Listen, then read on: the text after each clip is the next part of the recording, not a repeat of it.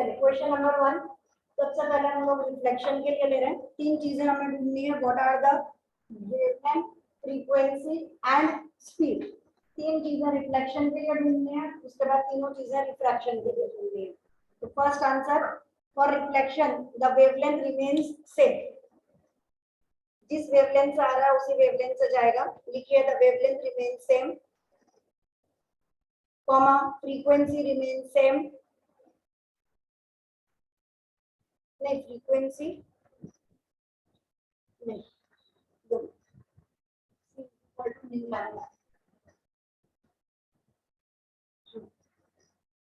एक काम खत्म करिए। There is no change in the wavelength, comma frequency and speed. तीनों चीजें remain same, lambda, frequency and speed.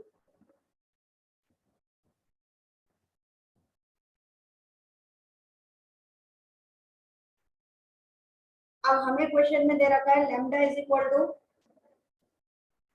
589 nanometre. तो definitely lambda will remain 589 into 10 raised to -9 metre. उसके बाद में हमें और कुछ भी नहीं दे रखा। स्पीड कितनी होगी भाई, आंसर तो देना है ना। हमने बोल दिया भले ही सेम रहेगा, लेकिन आंसर तो देना पड़ेगा। तो lambda is 589 into 10 raised to -9। Speed 3 into 10 raised to 8 metre पर सेकेंड। और c is equal to nu lambda. तो nu is equal to c upon lambda. c की जगह 3 into 10 raised to 8 और लैम्डा की जगह 589। देखिए answer is 5.09 into 10 raised to 14 hertz. Doubt आया है कि भाई मीडियम चेंज हो रहा है, फिर भी आप बोल रहे हो एवरीथिंग रिमेन सेम, क्यों? बेटा इट इज रिफ्लेक्शन। रिफ्रैक्शन जब होता है तब मीडियम का डिफरेंस आता है। रिफ्रैक्शन का मतलब ये है कि when a light travels from one medium to another then it changes its path, but there is no effect on reflection. ठीक है, तो अपन ने बोला रिफ्लेक्शन पे कोई डिफरेंस आ ही नहीं रहा, रिफ्रैक्शन पे आ रहा है, वो अपन चालू कर रहे हैं। सेकेंड नंबर पे हम लोग ले रहे हैं रिफ्रैक्शन। रिफ्रैक्शन के लिए हमें सारे आंसर्स निकालने हैं। पहला आंसर तो फ्रीक्वेंसी रिमेन्स सेम हमने बोला है ना। अभी अपन पहले निकाल रहे हैं सी। म्यू का formula mu is equal to c upon v, velocity of light in air upon velocity of light in medium। Mu is equal to c upon v. हमें वेलोसिटी निकालनी है, तो v is equal to c upon mu. c is 3 into 10 raised to 8 और mu is 1.33। ये हमारा first. Second वाला wavelength निकालनी है, लैम्डा बोलिए। दो तीन बार अपन ने लिखा है lambda in medium is equal to lambda in air upon v। ठीक है, जैसा अपन ने यहाँ पर लिखा कि वेलोसिटी इज इक्वल टू ये, ऐसे हमारा यहाँ पर आया lambda is equal to lambda in air upon mu. Lambda in air कितना है 589 into 10 raised to -9 और अपॉन में म्यू की वैल्यू 1.33। दोनों डालिए, आंसर आएगा। आंसर हमारे पास में स्पीड के लिए आंसर आया 2.26 into 10 raised to 8 मीटर पर सेकेंड। और लैम्डा के लिए आंसर आया 4.42 into 10 raised to -7 मीटर, या जिसने 442.8 में लिखा हो कोई बात नहीं, 442.8 into 10 raised to -9 मीटर, जैसा भी आप लोगों ने लिखा हो कोई इशू नहीं है। नेक्स्ट लाइन में लिखिए थर्ड पॉइंट, क्योंकि एक स्पीड निकालनी थी, एक वेवलेंथ निकालनी थी और थर्ड है फ्रीक्वेंसी। लिखिए the frequency remains same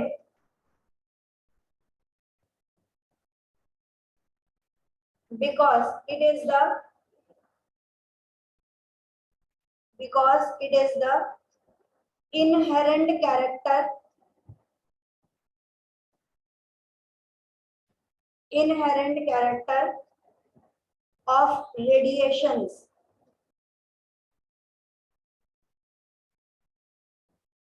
Full stop. It does not change on refraction.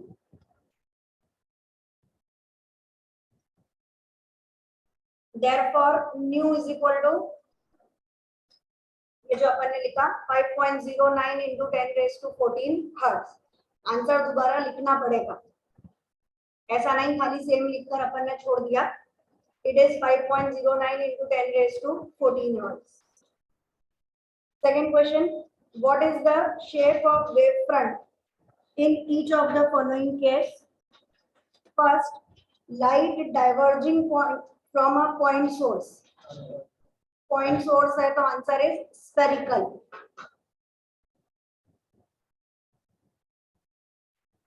Second, light emerging out of a convex lens when a point source is placed on its focus. 2 minute रुकिएगा, एकदम answer जल्दी से नहीं दे देना. Actually इसके अंदर ray optics mix हो गया है. तो लेंस के फोकस पर अगर कोई चीज रखी है तो the image is formed at infinity. और अब उस इंफिनिटी से हम लोग अपना आंसर निकाल रहे हैं कि वेव फ्रंट कहां पर बनेगा, मतलब कैसा वाला बनेगा. तो इंफिनिटी वाले का आंसर होता है प्लेन. तो अगर आपको डिस्क्रिप्शन लिखना है तो आप लोग भले ही लिखिए कि if object is kept at focus then the image is formed at infinity and the wave front from infinity is plane wave front. Third, the portion of the wave front of light from a distant star intercepted by the earth. Star हमारे बाजू में, light कहां से आ रही है, infinity से. कैसा बनेगा, plane wave front. Next question, the refractive index of glass is 1.5. What is the speed of light in glass?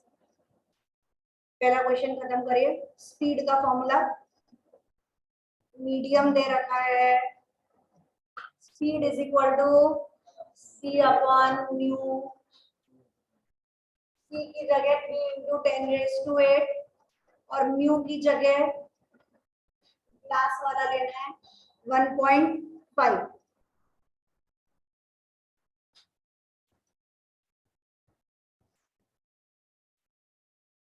Answer 2 into 10 raised to 8 metre पर सेकेंड. ठीक, उसी में नेक्स्ट क्वेश्चन दिया है, is the speed of light in glass independent of the colour of light? If not, which of the two colors, red and violet, travel slower in glass prism? You?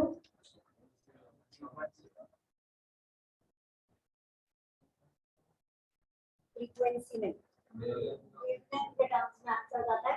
Wavelength of violet is less than wavelength of red. ठीक है, therefore speed of violet will be less than the speed of the red, क्योंकि c is equal to होता है mu lambda. तो जो भी speed है it is directly proportional to wavelength. ठीक है, तो speed is directly proportional to wavelength. जिसका लैम्डा कम उसकी वेलोसिटी भी कम, उसकी स्पीड भी कम.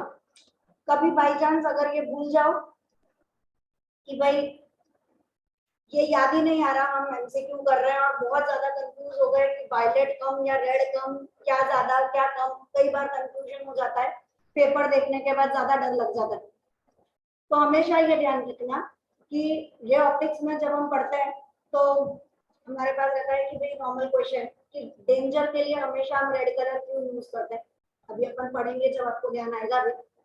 या स्काई का कलर ब्लू क्यों होता है? हाँ बोलिए. हाँ, क्योंकि scattering of light. Red colour जो होता है वो कम स्कैटर होता है. कम स्कैटर होगा, इतना तो याद रहेगा. स्कैटरिंग कम हो रही है क्योंकि उसकी वेवलेंथ ज्यादा. वेवलेंथ ज्यादा, स्कैटरिंग कम. और ब्लू लाइट जो है उसकी स्कैटरिंग ज्यादा होती है, इसलिए पूरा स्काई के अंदर अगर ब्लू कलर नजर आता है उसका वेवलेंथ कम होता है. तो एक एग्जांपल से अगर याद करोगे तो अपने आप आपको बाकी सारी चीजें लिंक्ड मिल जाए। हमेशा ये ध्यान रखना, जिसकी स्कैटरिंग ज्यादा है उसकी वेवलेंथ कम। स्कैटरिंग किसकी ज्यादा है? बोले ब्लू कलर की ज्यादा है। ब्लू और वायलेट पैरेलल हम लेकर चलते हैं, ऐसा नहीं आप ब्लू बोल रहे हो और वायलेट लिख रहे हो, चलते हैं। Next question number 4, in Young's double slit experiment. अब यंग्स एक्सपेरिमेंट वर्ड आते ही दिमाग में यंग के सारे फॉर्मूले होने चाहिए, लैम्डा है, कैपिटल डी है, स्मॉल डी है, ये वाले वर्ड हमारे दिमाग में आने चाहिए। The slits are separated by 0.28 millimeter. Slits का separation denoted by small d. तो लिखिए small d is equal to 0.28 into 10 raised to minus 3 millimetre दे रखा है, मीटर में कन्वर्ट करने को। And screen is 1.4 metre away, तो कैपिटल डी की वैल्यू दी हुई है 1.4 metre. The distance between the central bright fringe and the fourth bright fringe. अब पहली बात, फोर्थ ब्राइट मतलब स्मॉल एन की वैल्यू हो गई 4 इज 1.2।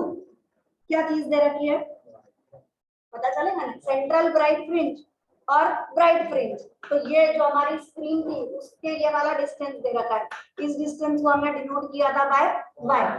तो y की वैल्यू दे रखी है 1.2 सेंटीमीटर है, तो into 10 raise to minus 2 metre. Find the wavelength. तो अब y small d capital D और लैम्डा वाला कोई फॉर्मूला, तो y is equal to n lambda capital D by D।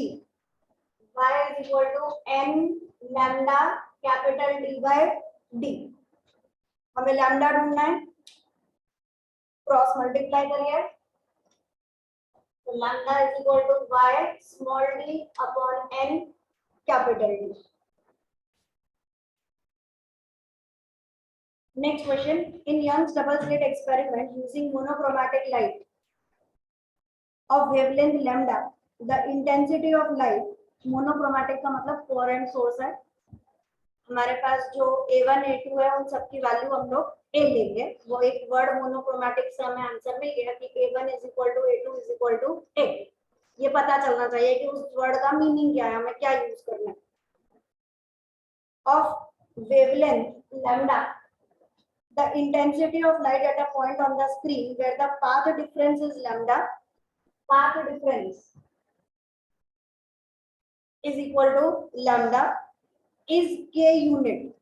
intensity I की वैल्यू उन्होंने दे रखी है k unit। what is the intensity of light at a point where path difference is lambda by 3? path difference is lambda by 3। उस वक्त intensity की value क्या होगी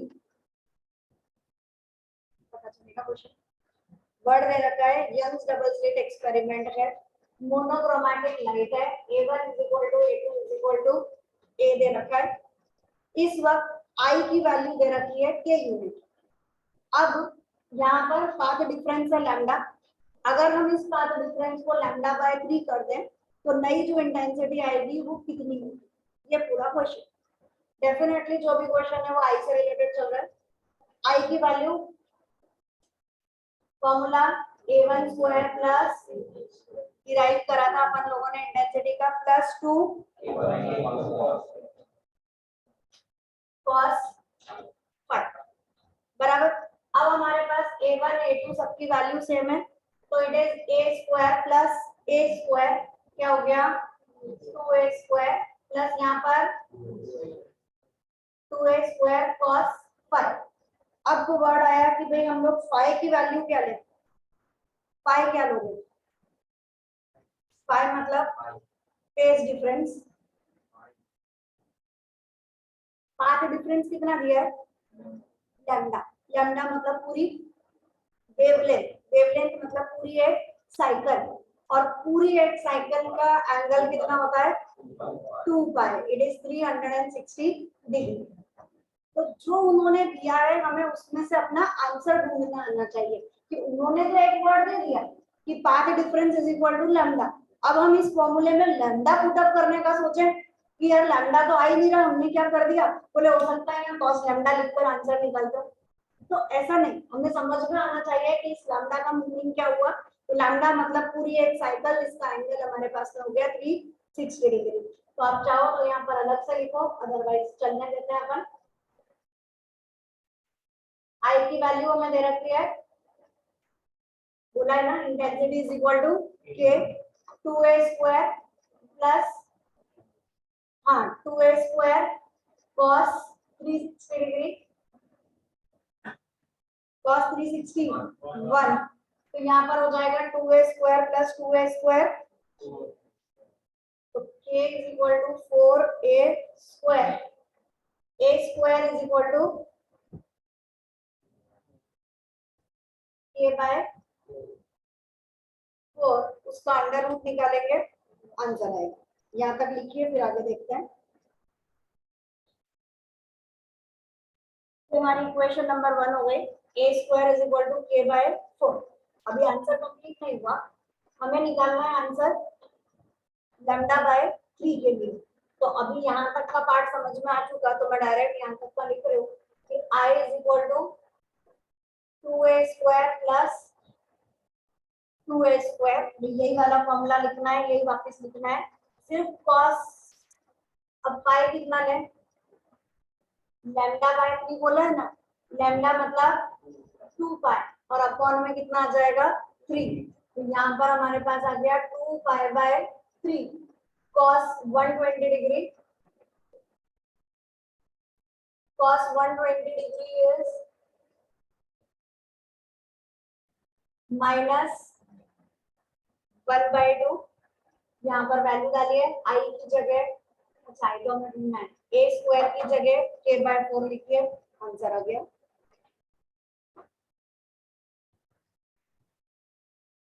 तो पर हमारे पास बचा 2a square minus 1a square, I is equal to a square, और a स्क्वायर की वैल्यू है k बाय 4, तो ये हमारा आंसर रहेगा k बाय 4।